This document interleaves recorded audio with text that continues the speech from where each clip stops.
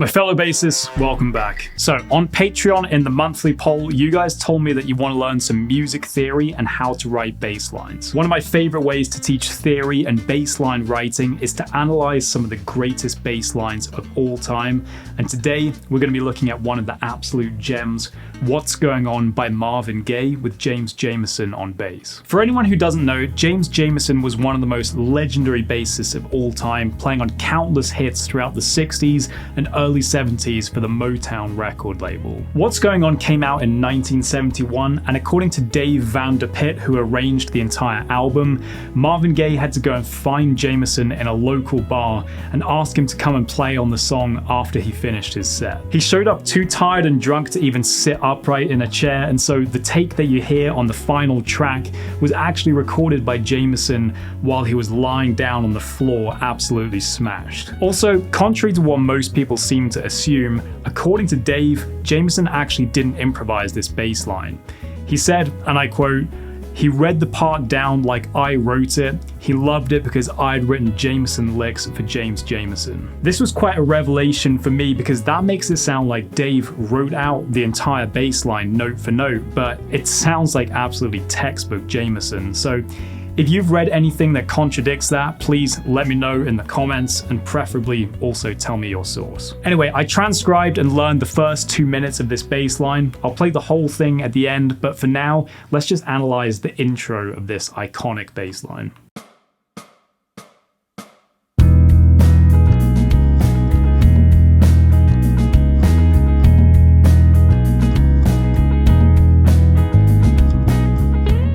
So we've got a nice E major pentatonic groove here to set the scene.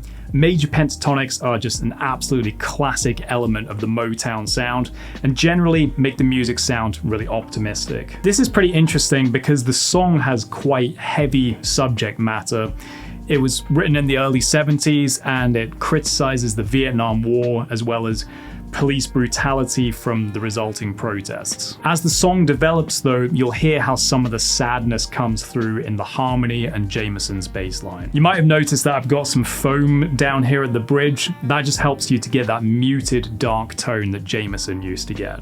Most basses back in the 60s had a built-in mute, and so a good way to emulate that is to just cut a strip out of a sponge or some other similar material and just shove it under the strings here by the bridge. It will make the strings go slightly sharp though, so just make sure to retune before you start playing. If you want more of a deep dive into Jamerson's tone and overall sound, you can get that in my course Mastering the Masters, which is on a big sale right now until Memorial Day. I'll also teach you his signature licks and techniques, as well as the styles of 10 other legendary bassists, so just tap the link in the description if you want to get lifetime access to the course at a big discount.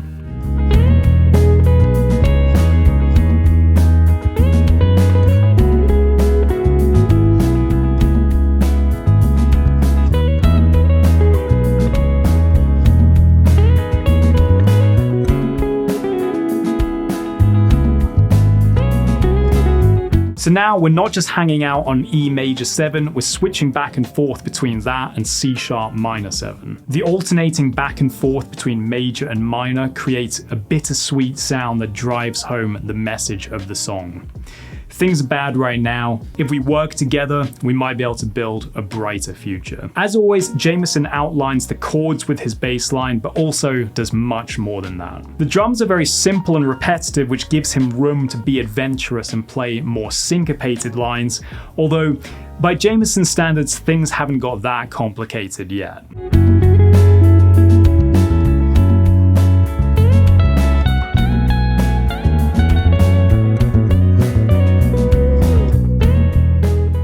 I just absolutely love these 4 bars right here. Jamerson plays so nicely around the vocal melody.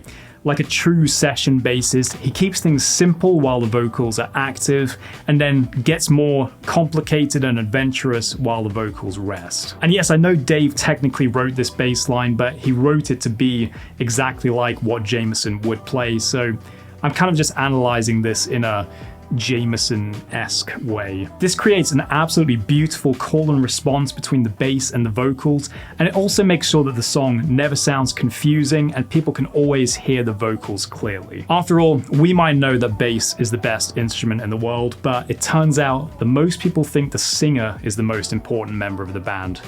For some reason. Another reason these 4 bars sound so satisfying is the way that Jamerson uses tension and release like the absolute pro that he was. As you can see, throughout most of bars 13 and 14, he plays almost entirely diatonic notes and doesn't use too much syncopation. Both of these things mean that this phrase starts off grounded and predictable, but by the end of bar 14, he starts to introduce more chromaticism, syncopation, and just generally more notes. These things all create tension as he moves away from the predictability of strong beats and notes within the key. And then by bar 16, he plays a really nice fill, but it's all diatonic and not particularly syncopated, ending with a really nice, satisfying resolution back to the open E, which is the root note of the song. This is just brilliant bass playing, and remember, this was all played while he was drunk and lying on the floor.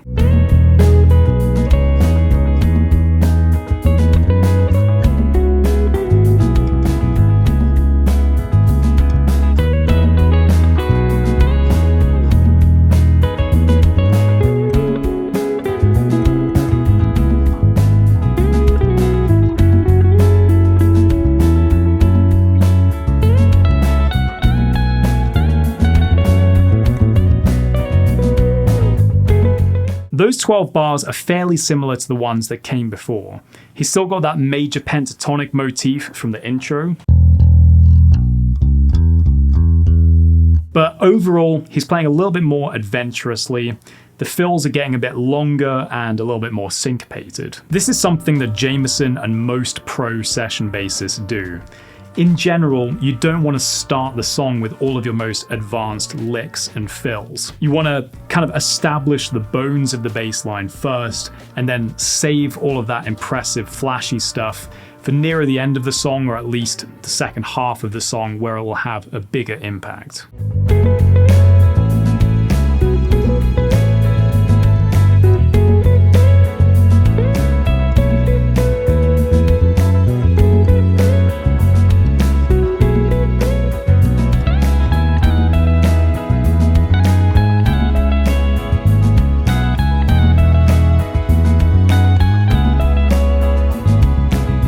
Okay, Jamerson's really getting adventurous now. For the first 8 bars, the chords are just alternating between F sharp minor 7 and B7 sus4, but Jamerson's having a lot of fun here. One of my favorite parts is the chromatic walk down from the B to the F sharp. Often bassists will only use chromatic approaches briefly as 8th or 16th notes, but Jamerson really just leans in with a full quarter note chromatic approach from the G to the F sharp.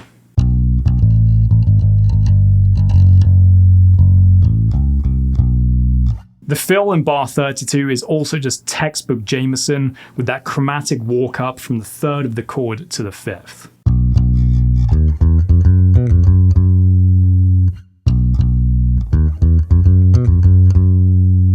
Sometimes he does a variation of that fill where he jumps down the octave at the end.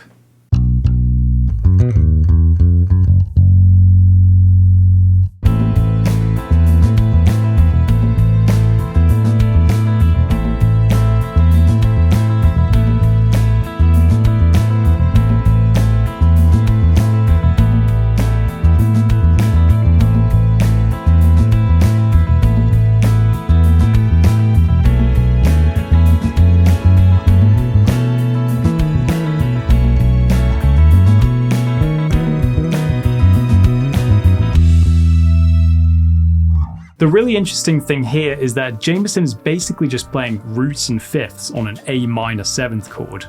That's quite a big contrast from what we've had before, where he's playing roots, thirds, fifths, sevenths, chromatic approaches, but now he really simplifies things, and that's because the strings are implying some interesting harmonic movement, so he doesn't need to do anything too fancy here. The strings are emphasizing the 9th, the flat 7th, and the 11th, of the chord, which creates this sort of mysterious and dreamy quality. By just playing the root and the fifth, Jamerson is keeping the harmony a little bit ambiguous. Since there's no third, he's not really committing to either major or minor, even though the strings do play the minor third once. This maintains the bittersweet theme of the song. It's sad, but also a little bit optimistic and sometimes dreamy too. After this section, we go back into the verse, and the rest of the bass line is quite similar to what you've already seen me analyze, just with some different fills here and there. Hope you enjoyed my analysis of this absolutely legendary bass line. If you really want to learn how to play like Jamerson, check out my lesson in Mastering the Masters, where I cover his most iconic licks and how he writes his bass lines. It's on a big sale from now until May 26th, so just tap the link in the description if you want to learn the techniques of 11 legendary bassists, and I'll see you inside.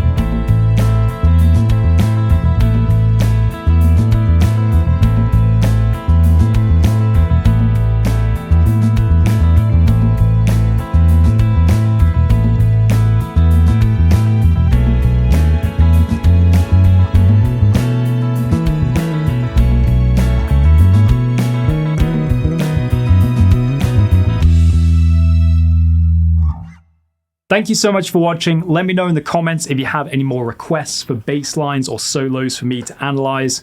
Have a great day, and I'll see you in the next lesson.